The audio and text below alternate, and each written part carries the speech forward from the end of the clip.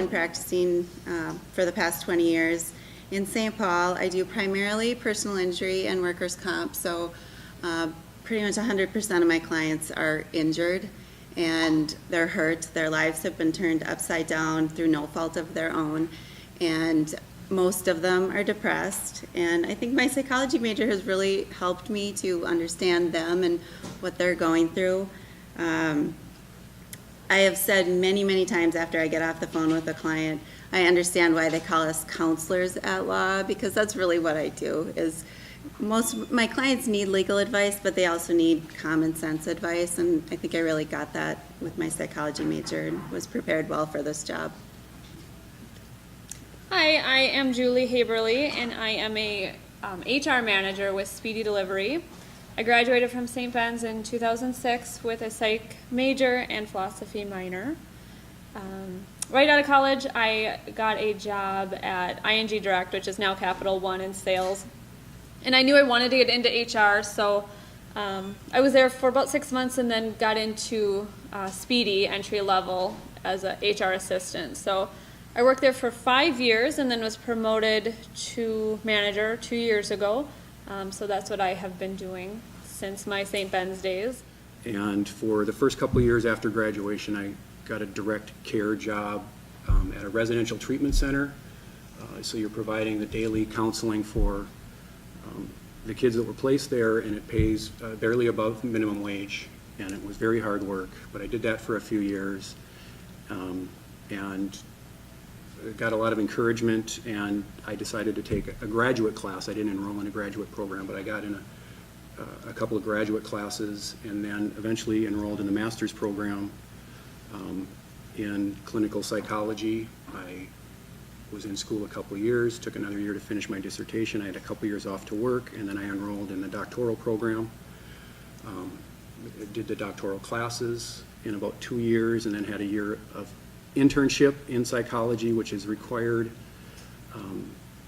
And then I took about 3 years to finish the doctoral dissertation.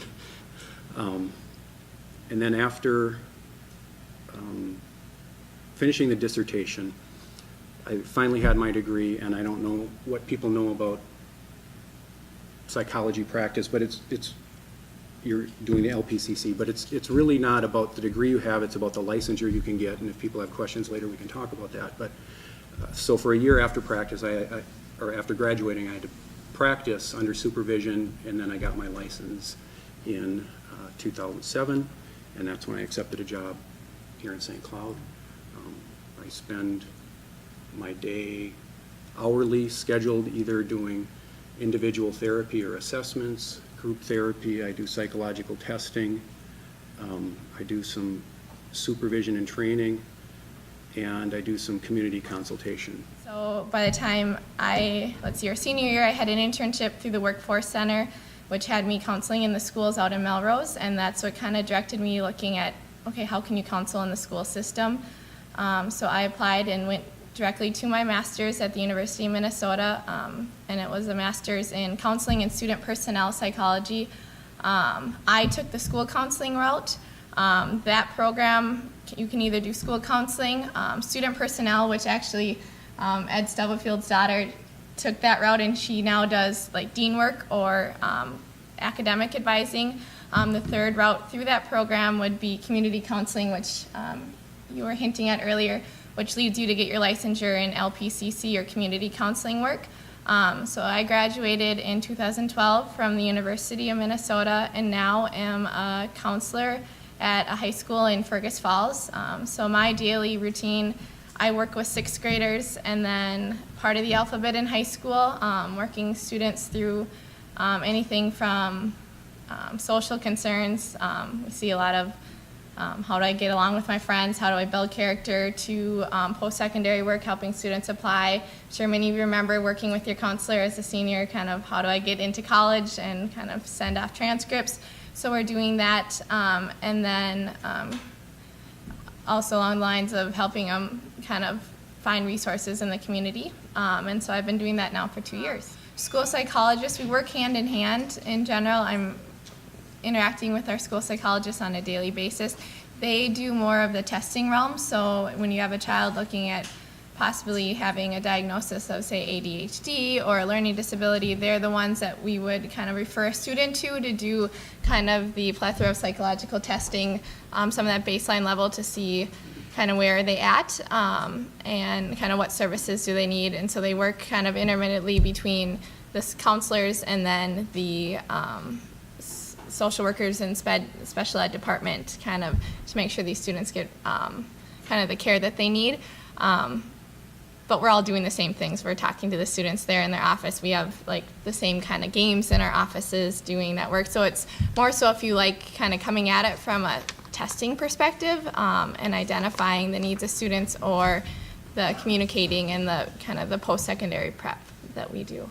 I think a school psychologist would develop behavioral plans for an Yes. IEP. They would kind of serve as consulting, but I think the school psychology license is only school psychology, where an LPCC could work in a school but also do counseling in a community setting. You know, as far as, I would say if you can do any kind of an internship or experience at all, do it. Anything you can add to your resume is going to make you more competitive in the job market, because it's difficult. It is difficult to get into. Do it. I was nonlinear in my path, and because I had to squeeze everything in, I didn't fit in study abroad, and I regret it. I think any worldly experiences you have, it's good to do it. And somebody asked before other advice. I don't know if I have one piece of advice, but just if you can just be curious about people and want to learn and hear stories and understand how things work, I find that kind of a trait I probably have naturally, but it's also been encouraged, and it's just helpful all the time when I meet with people. I always find them very interesting. I mean, I'm sure most of you can name all of your professors if you're in the psych department or know who they are. Get to know them, get to know them by name. As we were talking about the idea of research and possibly doing that, they're all professionals in the field. They all have a focus, if you don't know that already, and they love to talk about it. So one thing, I mean, that's some of my favorite memories as a senior in the psych department, was sitting down with these professors and hearing their life stories. And most of them need help at something. I know at least when I was here, most of them were doing their own research or doing something, and ask if you can help or be a part of something. And you can learn very quickly if you don't want to. I know like Ben Faber does, is he still here? Yeah. He does cognitive stuff. And I learned very quickly that was not what I wanted to do, but I wouldn't have ever known that had I not interacted with him and talked at a personal level. So take advantage of the fact that you're at a small school and you're with teachers that actually want to teach, but also are really smart and know what they're talking about.